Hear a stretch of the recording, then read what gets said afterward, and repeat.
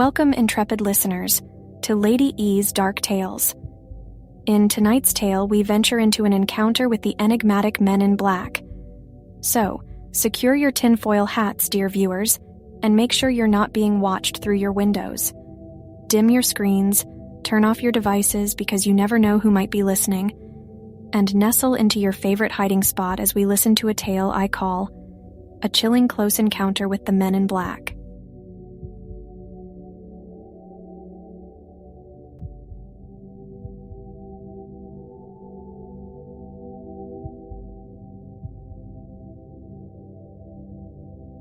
My name is Tiana Moore, and in October 2018, I experienced something I still can't fully explain. You know that feeling when your world suddenly tilts on its axis, and everything you thought you knew gets turned upside down? Yeah, that's pretty much what happened to me. But I'm getting ahead of myself. Let me start at the beginning.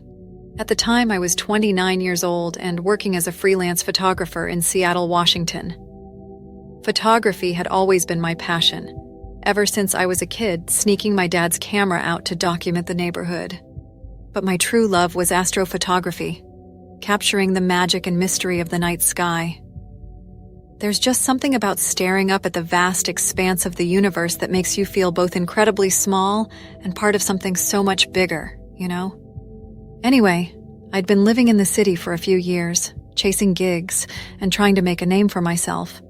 It was a grind, but I loved the energy of Seattle, the vibrant music scene, the quirky coffee shops, the sense that anything was possible.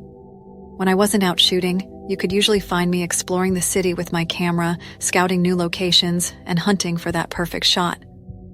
But there was this restlessness growing inside me, a feeling I couldn't quite shake. The more I learned about the unfolding climate crisis and all the challenges facing our planet, the more I felt this need to do something that mattered, you know? I wanted to create images that would wake people up, make them feel something visceral and undeniable. So when my friend offered me a week at her family's remote cabin in the forests of the Pacific Northwest, I jumped at the chance. I figured a little time away from the city noise would do me good, give me space to think and reconnect with what really mattered. Plus the idea of having an unobstructed view of the stars, far from any light pollution. It was an astrophotographer's dream come true. I packed up my gear and a few essentials, making sure to load up my Isolation Inspiration playlist with some of my favorite Imagine Dragons tracks. As I drove out of Seattle, their song Next to Me came on, and I couldn't help but smile. The soaring vocals and cinematic swells just made me feel so alive, so ready for whatever adventure lay ahead. Little did I know just how much I'd be leaning on that feeling in the days to come. The journey to the cabin was like something out of a misty dream. All winding roads flanked by towering evergreens and hidden lakes that gleamed like mirrors when the sun hit them just right. With each passing mile, I felt the tension of the city melt away, replaced by a bone-deep sense of peace. But from the moment I arrived at the cabin, something felt off. Have you ever walked into a room and instantly felt like you were being watched, even though you were completely alone? That's kind of how it felt as I lugged my bags up the creaking wooden steps and unlocked the heavy door. The cabin itself was rustic but charming, all exposed beams and picture windows looking out onto the dense forest. But there was a heaviness to the air inside, a sense of something waiting in the shadowed corners. I shook it off as a city girl's overactive imagination and busied myself with unpacking and setting up my equipment. As the sun began to set over the trees, I headed out into the woods to find the perfect spot to take photos. I didn't know why, but I felt that first prickle of unease creep up the back of my neck. It was like the forest itself was holding its breath. I tried to ignore it, losing myself in the familiar motions of calibrating my camera settings and double-checking my star charts. But as the night fell, that feeling only grew stronger. To calm my nerves, I put on my Focus Flow playlist, hoping the soothing ambient tracks would help me get in the zone. But even as I fine-tuned my camera and waited for the Milky Way to emerge overhead, I couldn't quiet the alarm bells ringing in the back of my mind. And then, just past 2 a.m., it happened. A blinding flash lit up the sky, so bright it seared itself into my retinas. For a heart-stopping moment, I thought it must be lightning, but the sky was clear, the stars shining cold and steady. As my vision cleared, I realized with a surge of adrenaline that the flash had been localized, like some kind of massive flare or explosion. With shaking hands, I swung my camera towards the source of the flash, my heart pounding in my throat. At first, all I could see was a fading afterglow and a wisp of glowing smoke drifting up from the treetops. But as I zoomed in, my blood turned to ice in my veins. There, just visible through the tangle of branches, was a pulsating, glowing light and the unmistakable shape of twisted metal, glinting in the moonlight. It looked like something had crashed in the forest, something big. My mind raced as I snapped a barrage of photos, trying to capture every angle before I lost the moonlight and the wreckage disappeared into the darkness. Was it a plane? A satellite? Or something else? I knew I had to call someone and report what I'd seen, but for some reason my phone wasn't working. So I ran back to the cabin, and with shaking hands, I dialed 911 and tried to explain the situation to the dispatcher. I told them about the crash, the strange light, and the eerie wreckage in the woods. The dispatcher assured me that they would send an officer to investigate. As I waited for the police to arrive, I ventured back out into the woods and watched from the tree line, my camera at the ready.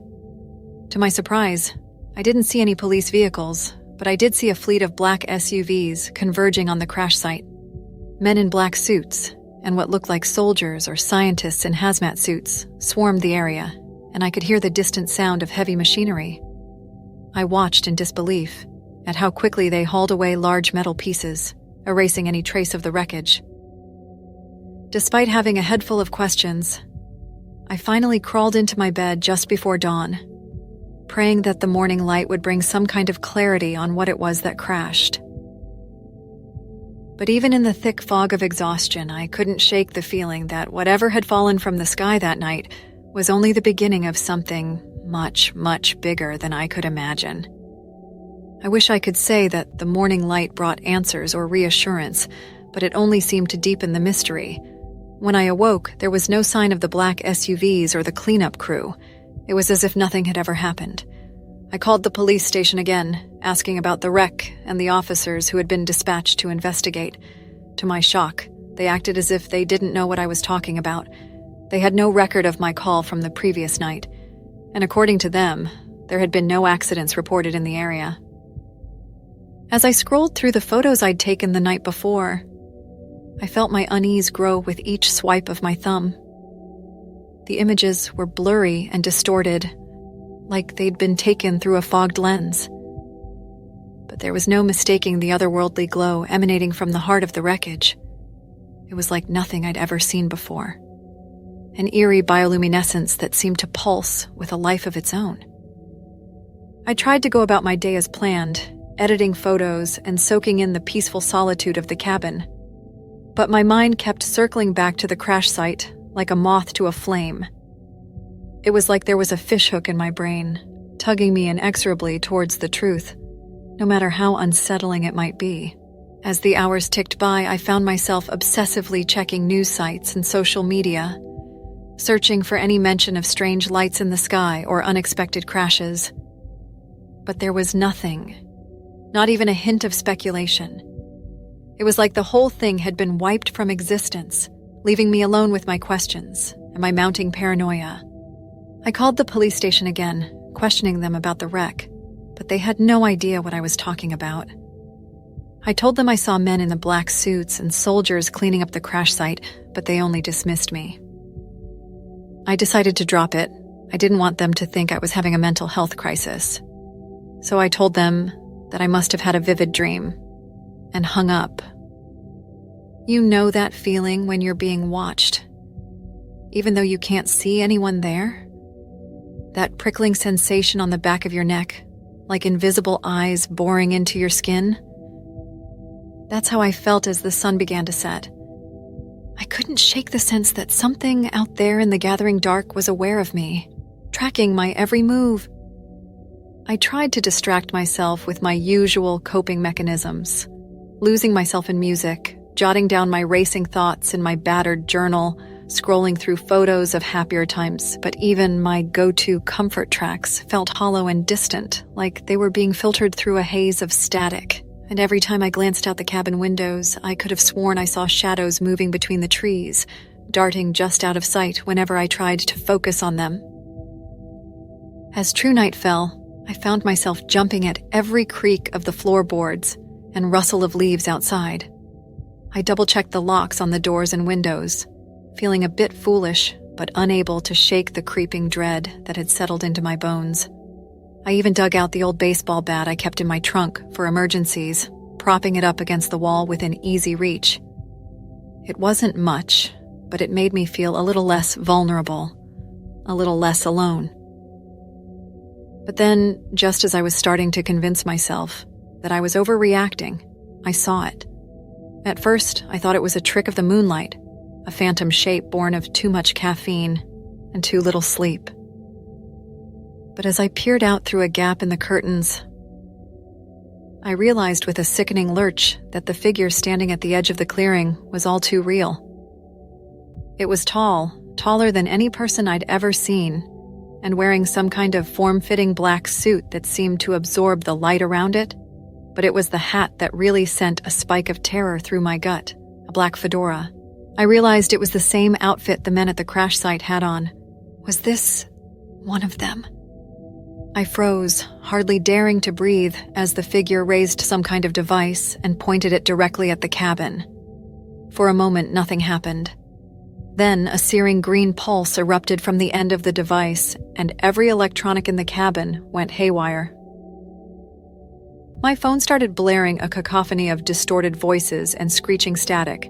The TV flashed a seizure-inducing strobe of images, and my camera, my precious, trusty camera, started spitting out a stream of glitched, nonsensical data across its display.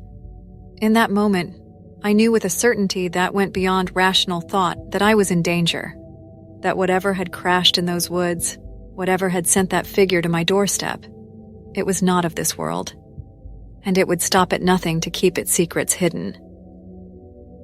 I don't remember grabbing my backpack or my camera, don't remember throwing open the back door and plunging into the nighttime forest. I don't know why I didn't try to get in the car and drive away. Maybe, just maybe, somewhere in the back of my mind, I didn't want them to hear me leaving, or I knew it wouldn't start. I guess the only thing I knew was that I had to run, had to put as much distance as possible between myself and the thing masquerading as a man. My heart pounded in my ears as I tore through the underbrush, thorns and branches tearing at my skin like grasping fingers. Behind me, I heard the unmistakable sound of pursuit. Heavy, relentless footsteps crashing through the foliage, getting closer with every ragged breath I took. I risked a glance over my shoulder and immediately wished I hadn't. The figure was there, going through the trees with an unnaturally fluid gait, its blank face reflecting the moonlight. I ran until my lungs burned and my muscles screamed, ran until the dark pressed in on me from all sides, and the only light came from the distant, mocking stars. I had no idea where I was going, no plan beyond the primal need to survive. But even as my body pushed itself to the brink of collapse, my mind was spinning with terrible possibilities. What if I couldn't outrun this thing chasing me? What if no one believed me even if I did escape, dismissed me as just another conspiracy nut? What had I stumbled upon to make it pursue me? Why didn't anyone know about the crash? Was it so earth-shattering that the powers that be would stop at nothing to bury it, and me along with it? Just when I thought I couldn't go on, that my next step would be my last, I spotted a narrow ravine up ahead, choked with underbrush and thorny vines. A desperate idea sparked through the haze of exhaustion and fear. If I could just lose myself in that tangle of vegetation, maybe I could double back and find my way to a road to help. I hurled myself over the edge of the gully, hitting the ground hard and feeling something give way in my ankle with a sickening pop. White-hot pain lanced up my leg, but I bit back a scream and dragged myself forward on hands and knees, tearing at the vines until my fingers bled. And then I heard it. The heavy thud of my pursuer dropping into the ravine behind me, the deliberate crunch of its boots on the rocky soil. I turned, dreamlike, to face the nightmare made flesh. In the darkness, the thing loomed over me like a monolith, all lean angles and predatory intent. I could see myself reflected in its large black eyes. This thing in the black suit was no man. It reached out one gloved hand, and I knew with numb certainty that it was reaching for my camera, for the precious, damning evidence I'd risked everything to protect. In that moment, I understood with brutal clarity that no matter what happened next, my life would never be the same. The world as I knew it was over, shattered like a mirror by the revelation of what lurked in the darkness between the stars. I closed my eyes, sending up a silent prayer to any power that might be listening. And then, with the last of my strength, I wrenched myself away from the reaching hand and plunged headlong into the waiting dark, the unknown, and the terrible truth that lay beyond. I don't remember much of what happened next. It's all a blur of pain and terror, a nightmare kaleidoscope of grasping branches and dappled shadows. I ran until my lungs burned and my vision swam, ran until the only sound was the drumbeat of my own heart in my ears. At some point, I realized I couldn't hear the footsteps behind me anymore. The night was still and silent, broken only by the distant hooting of an owl and the soft whistling wind through leaves. I slowed to a stumbling walk, every nerve in my body screaming for rest. And then I saw it, a glimmer of hope in the darkness. The distant glow of headlights on a lonely stretch of road. I almost sobbed with relief as I limped towards the promise of safety, of human connection in this mad, impossible night. But as I drew closer, I realized with a sinking feeling that the vehicle was familiar. A sleek, black SUV with tinted windows, idling on the shoulder like a crouching predator. And walking from the passenger's side door towards the front of the vehicle, silhouetted by the headlights, was a man in a crisp suit, watching me with a calm, expectant smile. I froze, my mind spinning with desperate calculations. I was in no shape to run, and even if I could, where would I go? The man held up a hand, his voice smooth and reassuring as he called out to me. "Ms. Moore, I presume. I think it's time we had a chat." As he stepped forward, the thing in the black suit from the woods walked up from behind me. It turned its face to look at me, and I saw myself reflecting in its huge black eyes. He stood next to the man in front of me, or at least he seemed like a man. "You're pretty fast.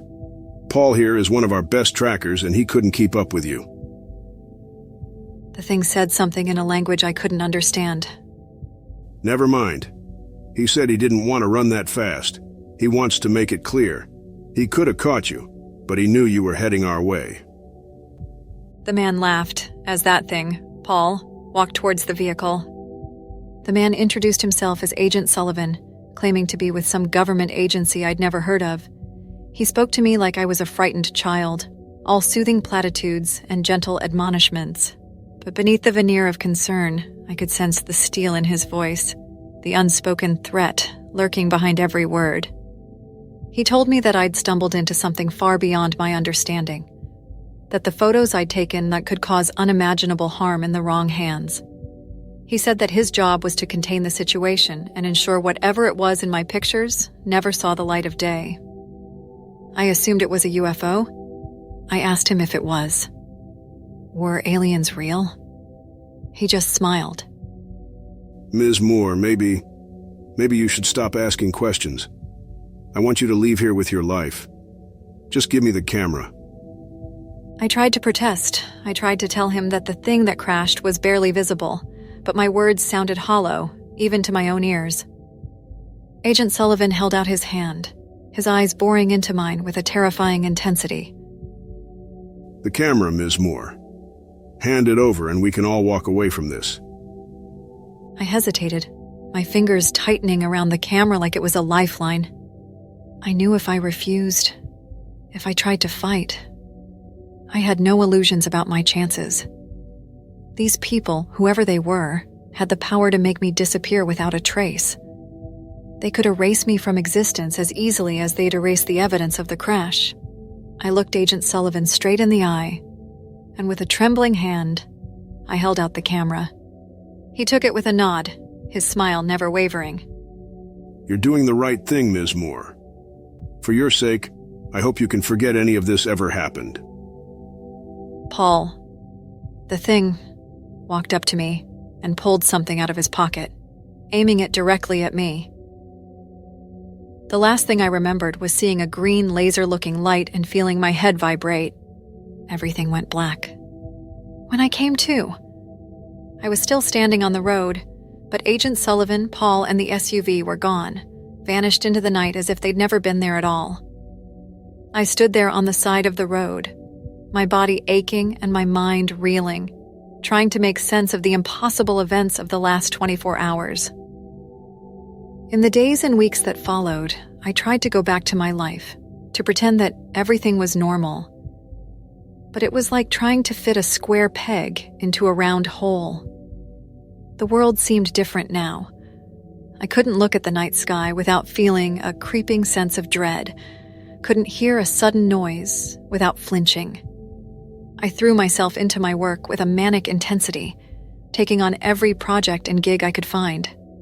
But even that couldn't fill the gnawing void inside me, the sense that I'd brushed up against something vast and terrifying and come away forever changed. I started having nightmares, vivid and visceral, filled with the sound of static and the taste of blood. I'd wake up screaming, my sheets drenched in sweat, my heart pounding like it wanted to escape my chest. I started researching aliens, UFOs, and men in black. I got in chat rooms speaking about my experience with people that had similar or worse situations.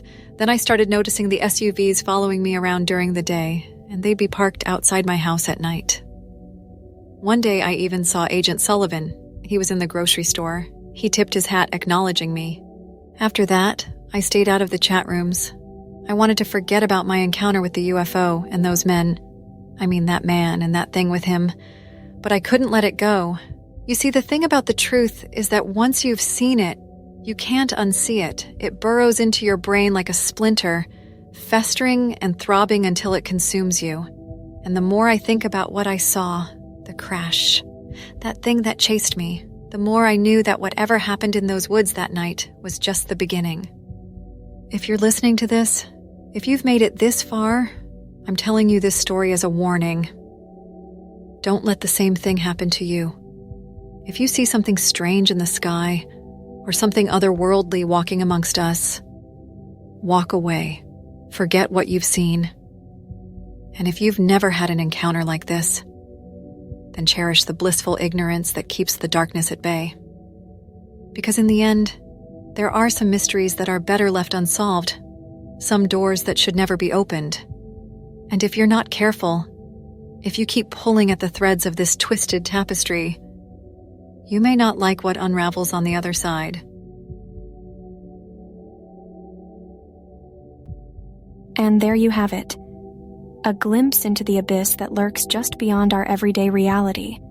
Remember, the next time you're alone in the wilderness and feel that prickling sensation on the back of your neck, or see a strange light in the sky, be warned. Don't go looking for answers because you might not like what you find. Until next time, my darlings, remember to keep your cameras ready and be prepared to run.